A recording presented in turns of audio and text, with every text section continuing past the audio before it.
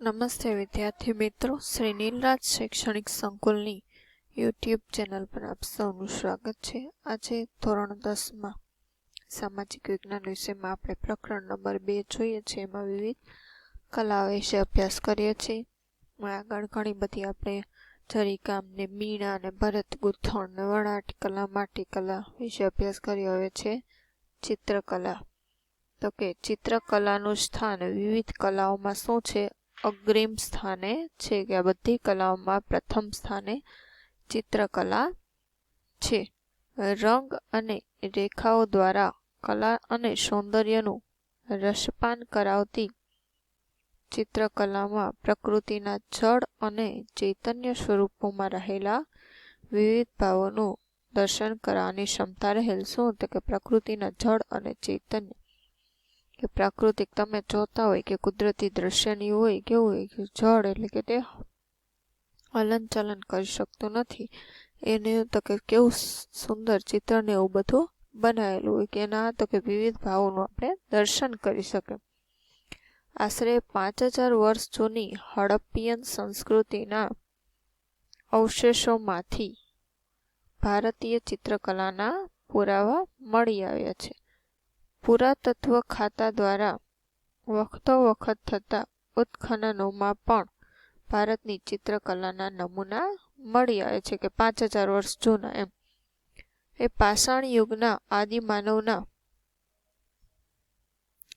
ગુફા ચિત્રોમાં પશુ પક્ષીઓના આલેખનો જોવા મળે છે. પાષાણ યુગ એટલે કે જ્યારે પથ્થરો ઉપર આવું ચિત્ર ને એવું બધું કંડારતા દોરતા, એમાં પણ તો કે ગુફા ચિત્રોમાં પશુ પક્ષીઓના આલેખનો આપણને ખબર છે કે અજંતા ઇલોરાની ગુફાઓના જે બૌદ્ધ ચિત્રો છે એ બધું. હડપ્પાના લોકો માટીના વાસણો ઉપર ફૂલ છોડ અને ભૌમિતિક રેખાંકનોની ભાત પાડતા હતા. મધ્યપ્રદેશના હાથી, ગેંડો, હરણ ઇત્યાદિ ચિત્રો નોંધપાત્ર છે. અજંતા ઇલોરાના ચિત્રો છે એ ભારતીય ચિત્રકલાના અજોડ નમૂના છે. એ ભારતમાં પારંપરિક રીતે મંગળ પ્રસંગોએ સ્વસ્તિક, કળશ, ગણેશના ચિત્રો દોરવાની અને કેટલીક વિસ્તારોમાં રંગોળીની પૂરવાની પ્રથા પણ ઘણી જૂની છે. આપણને ખ્યાલ છે દિવાળી ઉપર ને આપણે રંગોળી અને એવું કરીને આવે વિવિધ, એ ચિત્રકલામાં જ ગણાય ને ચિત્ર દોરવાની. ત્યારબાદ હવે છે ભારતની લલિત કલાઓ. લલિત કલાઓ એટલે શું? કે ગાયન, વાદન, નર્તન અને વિવિધ પાત્રોની વેશભૂષા ધારણ કરી કોઈ કથા કે પ્રસંગ ભજવવો એટલે કે નાટક ભજવવું, એ તો કે ભારતીય સંસ્કૃતિની વિશેષતા રહી છે.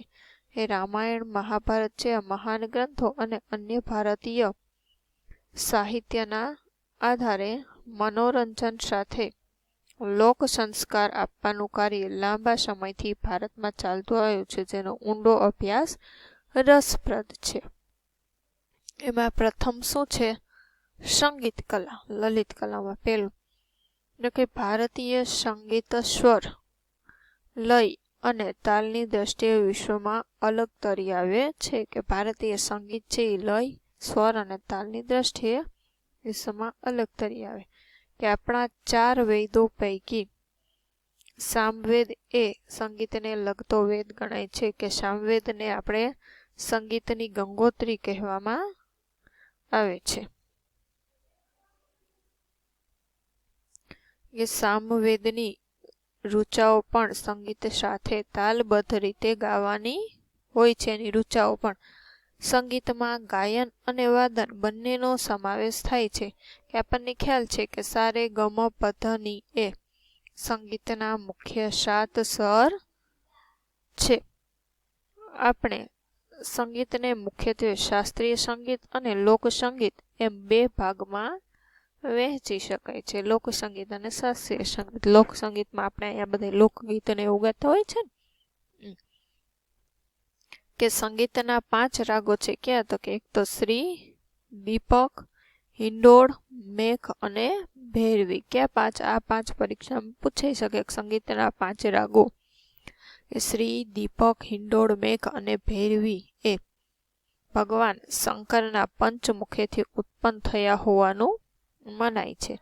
કે પ્રાચીન ભારતમાં સંગીત સંબંધી ઘણા ગ્રંથો લખાયા છે, જેમાંના સંગીત મકરંદ, સંગીત રત્નાકર અને સંગીત પારિજાતનો પરિચય નીચે મુજબ છે. કે સંગીત ક્ષેત્રે આમ તો ઘણા ગ્રંથો લખાયેલા છે, પણ આપણે અભ્યાસમાં સંગીત મકરંદ, સંગીત રત્નાકર અને સંગીત પારિજાતનો નીચે મુજબ ઉલ્લેખ છે. પ્રથમ છે સંગીત મકરંદ.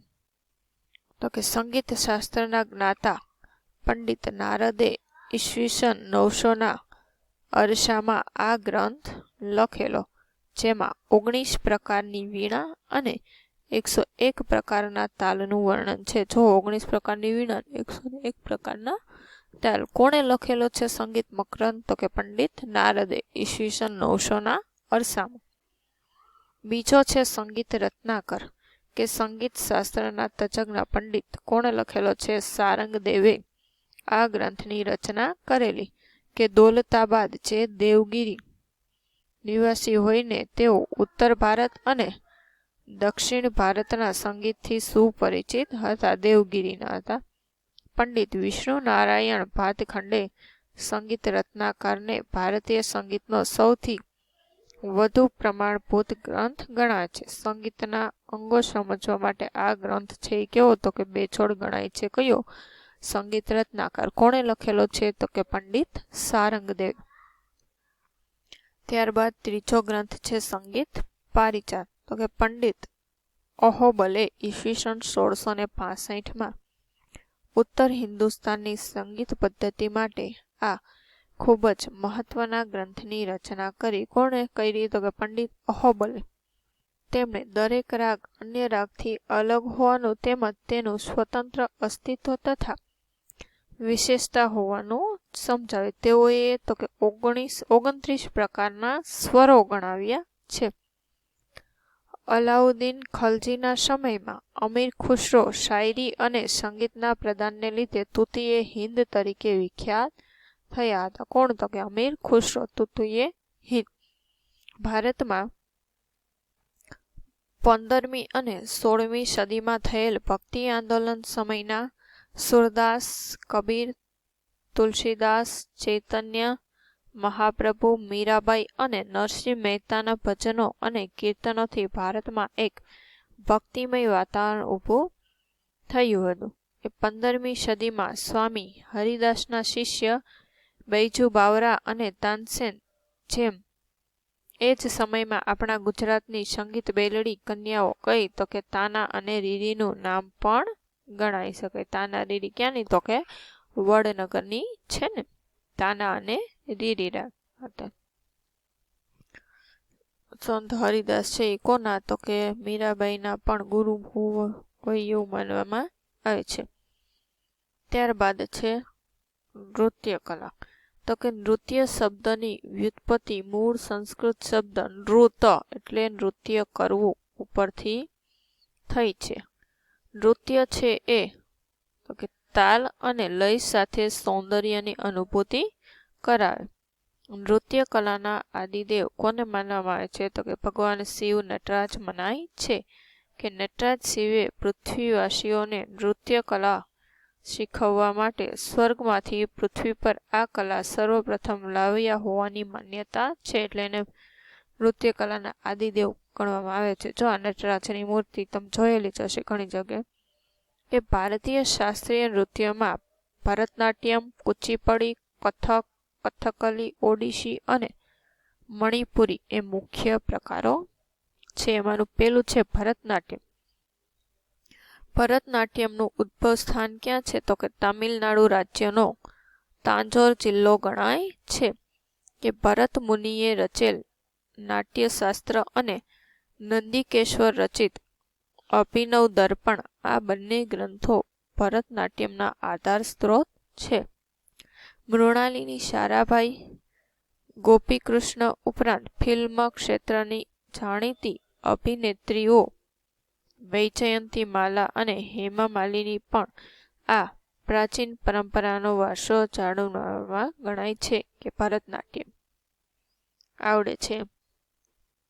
હવે કુચીપુડી નૃત્ય શૈલી, તો કે આ નૃત્યની 15મી સદીના સમયમાં થઈ હોય એવું મનાય છે. મુખ્યત્વે સ્ત્રી સૌંદર્યના વર્ણન ઉપર આધારિત અને સ્ત્રીઓ અને પુરુષો બંને દ્વારા કરાતા કુચીપુડી નૃત્યમાં ભારતીય નૃત્યની પાયાની મુદ્રાઓ વણી લેવામાં આવી છે.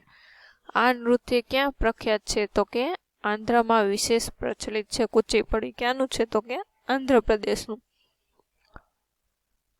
ગુરુ પ્રહલાદ શર્મા, રચો રેડ્ડી, યામિની રેડ્ડી, શોભા નાયડુ વગેરે જાણીતા નર્તકોએ આ શૈલીના પ્રાચીન વારસાને વિખ્યાત બનાવ્યું.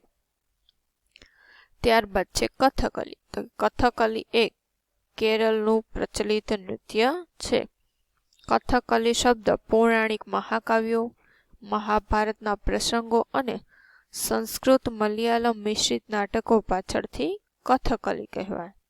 કે કથકલીની વેશભૂષા ઘેરદાર સુંદર કાપડવાળી હોય છે અને તેના પાત્રોને ઓળખવા માટે તેમના ચહેરા ઉપરના વિશિષ્ટ ચિત્રામણ ને સમજવું પડે. આમ કલર ને એવું નથી કરેલું હતું, બધા આપણને સરખા જ લાગતા હોય. આ નૃત્યમાં નટ કલાત્મક છે તે મુકુટ ધારણ કરી રજૂઆત સમય તે એક જ તેલના દીવાના તેજથી પ્રકાશિત રંગમંચ પર પડદા પાછળ આવીને પોતાની સંગીતમય ઓળખ આપી ત્રણેય લોકોના પાત્રોના ચહેરાના હાવભાવ અને હસ્તમુદ્રાથી સજીવ કરે. આપણે જોતા આમાં મોટું મુકટ પહેરીને એ બધાય. કે કેરળના કવિ શ્રી વલ્લથોડ, કલામંડલમ કૃષ્ણપ્રસાદ, શિવારમન વગેરે આ શૈલીને દેશ વિદેશમાં નામના અપાવી છે. ત્યારબાદ છે કથક. કથક કરે સો કથક કહાવે વાક્ય પરથી કથક ઉતરી આવ્યું છે. કે મહાભારતમાં શ્રી કૃષ્ણ અને ગોપીઓ સાથેના નૃત્યની કથાઓ આધારિત કથક નૃત્યનો વૈષ્ણવ સંપ્રદાયની શૃંગાર ભક્તિ સાથે ઉત્તર ભારતમાં વિકાસ થયો છે. તેમાં એક પગ પર ગોળ ફરવું અને નૃત્યમાં પ્રસંગો પ્રદર્શિત કરવામાં આવે છે. આ નૃત્યમાં સ્ત્રીઓ ચોડીદાર પાયજામો ચોળા અને ઉપર ઘેરવાળું વસ્ત્ર પહેરે છે. પંડિત શ્રી બિરજુ મહારાજ, સીતારા દેવી, કૌમુદિની લાખિયા વગેરે આ કલાને જીવંત રાખી છે. કુચીપુડીમાં કથકમાં. ત્યારબાદ છે મણિપુરી નૃત્ય.